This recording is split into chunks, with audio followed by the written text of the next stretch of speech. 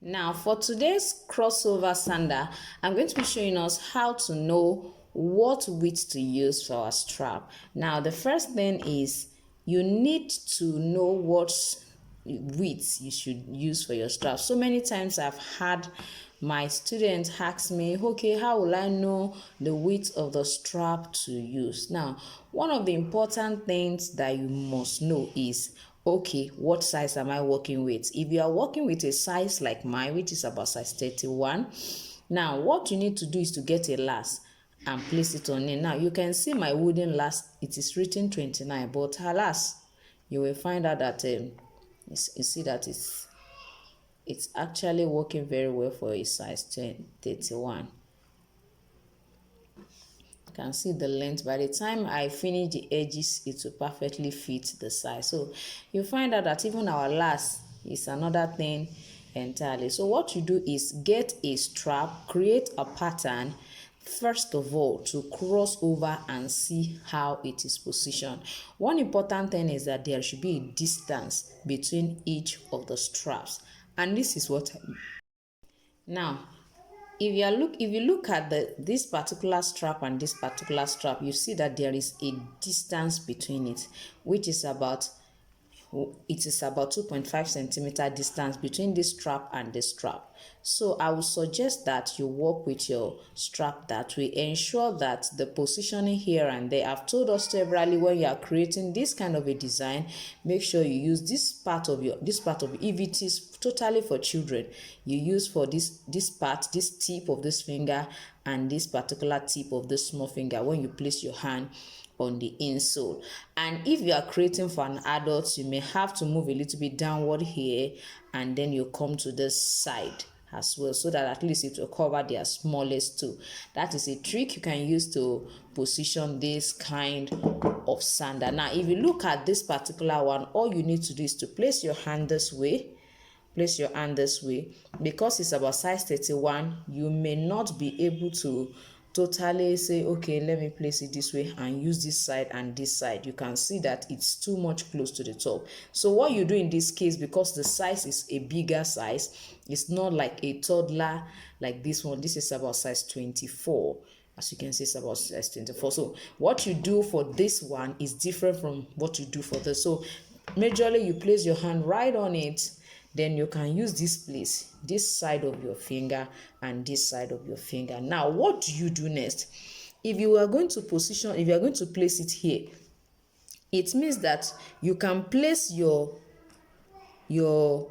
tape rule to see the width you can work with. Now for this, if you look at my tape rule, I'm not sure if you can see, I think with the width of 4 width strap should be okay for this particular one, so that by the time you place the next one, at least there will be a gap of about 2.5 centimeter to 2 centimeter in between the crossing of the sander. So one important thing is you must know the position. When you know the position, which I have just explained to us, if it is children, I mean children sandals between size 19 to size 25 or 26, you can use this tip and this tip. But if you want to, for any size higher than that, I would suggest you use this side of your finger and this side of your finger. For a size, let's say size 28 to size 35 or 36, yes, you can use this side and this side for this kind of a crossover sander. Please, for this particular kind of a crossover sander, it can actually be applicable to some other styles, but for today we are majorly talking about this kind of a crossover sander. Now if you want to look at how to position this side, that's another thing. Now that I know that this is supposed to be 4 centimeter for this my size 31 insole, what do I do next? Now I want us to know that this particular toe strap is representing our leather strap. Now for the positioning of the strap, I mean this buckle, the buckle strap that tends to be here, don't forget that there's a particular side that comes with the buckle, and there is the other strap here that enters into the buckle. So what you need to do is place your tape rule here and then come this way. Let's say about 1 centimeter go in. You understand? About 1 centimeter in. Let me try to show us what I'm trying to do here. Now, don't forget that after you have positioned this front, it's important that you know where to also place this particular side. But what I find out from this design is that if you are able to position this side won't be a problem. It means by the time I insert this, by the time I place this way, and I place this one as well, it will automatically land at a particular point on my insole. Don't forget, it's always better to try every of these on a carton. If you're a beginner, get a carton as your insole, get a carton or cardboard as your pattern as well, and create it. If you are not willing to draw it or use a paper grid method, please go through that route. I think it's better to achieve a perfect result. So while my light is here, I'm going to try to now go ahead and check. Okay, don't forget that for me, I always suspend my buckle. I don't use a rivet. If you want to use a rivet, fine, but if you are not using a rivet, it definitely means if your strap is coming this way, when it gets to this particular point, you fold it backward, which means your buckle will be suspended there. So for me, this is about 6.5. You see it here, this is about 6.5 or 7 inch. So it means the length of whatever strap that is coming this way for this 39, it will be 7 inches. So inside that 7 inch, you are going to suspend your buckle. Now let me quickly show us what I mean. Now you can see the way I suspended this buckle into this place. I think I've taught us this several times. You can see how it looks like.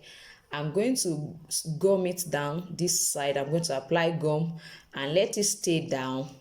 Then it's going to be like this. By the time it's staying down, I'm going to just then place it on my lining and then line it and stitch it down. So what I have here now, you can see what I have here now is going to come into this place. This is quite long because the extra strap that is going to enter it, I calculated it together here. That's why this is quite long. So for this particular side, place it as well and see about 1 centimeter or 0.5 inch enters, and I think with 2.5 inch you are okay for this particular strap. So these are the little process you can go through to create a cross over sandal. And don't forget that if you don't have a last for that particular child, you can use the child sled if the child is available, just to go about your calculation. So basically that is all about creating a cross slide. Now, considering the position of the strap that will be here, I will always suggest that make sure it's not far from this particular edge. Let it be at about 1 inch or 1.5 inches away from this. I think 1.5 inch is quite much. About 1 inch or 1.25 of an inch, which means from here to here, because you need it to stay properly. You need it to stay properly. As you can see, it should stay properly on it this way. So make sure about 1 inch to 1.25 inch from this last edge before you position your strap that will be here. And the same thing is applicable to this side. About 1 inch to 1.25 inch will be okay. 1 inch is about 2.5 centimeters. So we are looking at about let's say 3.25 centimeters, so to say, or 3.5 centimeters. You can calculate that yourself. So I think that will be okay for that positioning here and as well as the side.